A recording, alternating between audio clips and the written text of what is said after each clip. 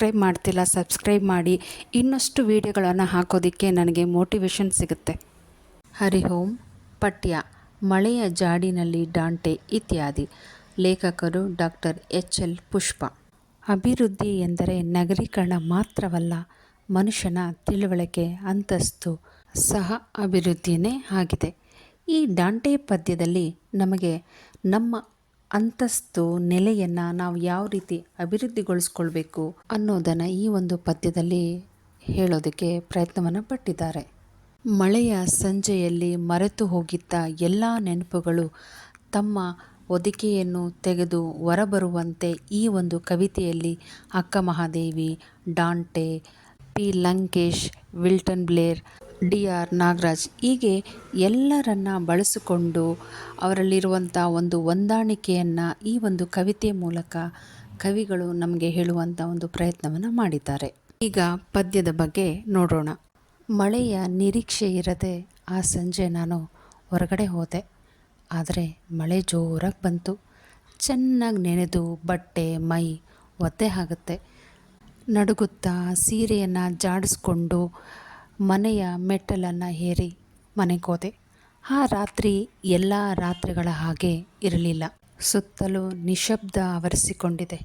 ನಿದ್ರೆಯಲ್ಲಿ ಅನೇಕ ಬಿಳಿ ಮೋಡಗಳು, ಕರಿ ಇರುಳು ಮಧ್ಯೆ ಹಾರಿ ಹೋಗ್ತಾ ಇದೆ. ಆ ದಿನ ಬಾಶೂಮ್ ಸರ್ಕಲ್ನಲ್ಲಿ ಡಾಂಟೆ ಅನಿರೀಕ್ಷಿತವಾಗಿ ಕಾಣಿಸ್ಕೊಳ್ತಾರೆ. ಅವರಿಗೆ ತಮ್ಮ ಕಳೆದು ಹೋದಂತಹ ಪ್ರಿಯತಮೆ ಮುಳ್ಳಿನಿಂದ ಸಿಲುಕಿ ನರಳುತ್ತಿರುವುದನ್ನು ಕಂಡರು. ಅದು ಒಂದೇ ಕ್ಷಣದಲ್ಲಿ ಮಾಯವಾಯಿತು. ನಂತರ ರೋಮಾಂಚನಗೊಂಡು ಮುದುಕಿಯ ಹಣ್ಣಿನ ಬುಟ್ಟಿಯನ್ನು ನೋಡಿದೆ. ಅಲ್ಲಿ ವಿಲ್ಟನ್ ಕಣ್ಣೊಡಿತಿದ್ದ. ಬುಟ್ಟಿಯಲ್ಲಿದ್ದ ಹಣ್ಣನ್ನು ತಿನ್ನಬಾರ್ದಂತೆ.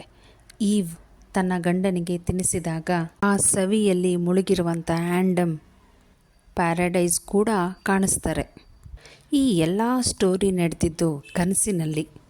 ಆದರೆ ಆ ಕನಸೇನು ಅಷ್ಟೊಂದು ನೆನಪಿರಲಿಲ್ಲ, ಎಲ್ಲ ಮಾಯವಾಗಿತ್ತು.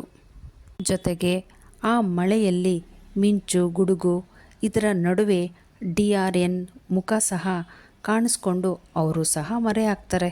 ರಕ್ತ ಕ್ರಾಂತಿಯ ಬಗ್ಗೆ, ಸೌಂದರ್ಯದ ಬಗ್ಗೆ ಪ್ಲಾಬೋ ನೆರಡು ತುಂಬ ಮರುಗ್ತಿದ್ರು, ನೋವು ತಿಂತಿದ್ರು. ಅಷ್ಟೇ ಅಲ್ಲದೆ ಚೋಳ ರಾಜ್ಯದ ಬೀದಿಯಲ್ಲಿ ಮಳೆಯಲ್ಲಿ ಕೋವಲರು ಸಹ ಶಿಲ್ಪಾಧಿಕಾರವನ್ನು ಹಿಡ್ಕೊಂಡು ತುಂಬ ಬೇಸರದಿಂದ ನಡೆದು ಹೋಗ್ತಾ ಇದ್ರು. ಕಾರ್ಲೋಸ್ ಬೇಗುದಿಯಲ್ಲಿ ಈ ಪಾಪಿಯ ಲೋಕದಲ್ಲಿ ಲಂಕೇಶ್ ಮೈ ಕೊಡವಿಕೊಂಡು ಗುಣುಕ್ತಾ ಹೋಗ್ತಾರೆ.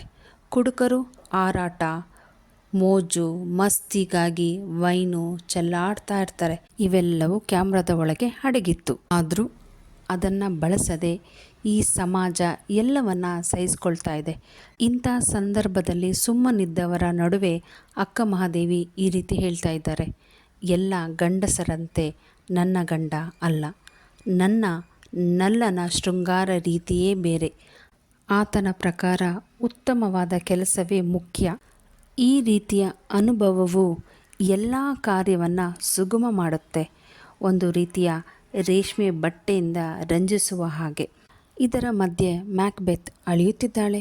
ಮೇಣದ ಬತ್ತಿ ಬೆಳಕಿನಲ್ಲಿ ರಕ್ತ ಸಿಕ್ತವಾದಂಥ ಮೈ ಕೈಯನ್ನು ತೊಳೆದುಕೊಳ್ಳಲು ರಕ್ತ, ಮಾಂಸ, ಕರುಳು ಇವುಗಳಿಂದ ಈ ಸಮಾಜ ಮುಳುಗೋಗಿದೆ.